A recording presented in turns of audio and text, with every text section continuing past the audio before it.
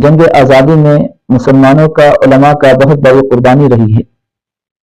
ملک کو آزاد کرانے میں علماء کی اور مسلمانوں کی خصوصاً بہت زیادہ قربانی رہی ہے، تب جا کر کے یہ ملک ہمارا آزاد ہوا ہے۔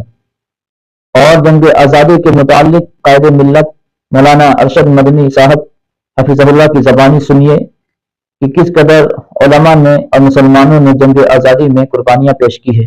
انہی کی زبانی سنیے، ملاحظہ فرمائیے۔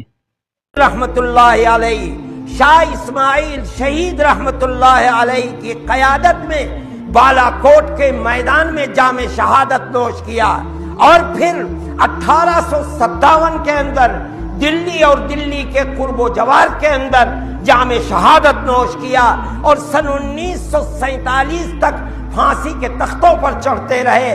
آپ آج ان کی اولاد کو ملک کا بے وفا اور غدار اور دہشت گرد بنا کر پیش کرتی ہیں۔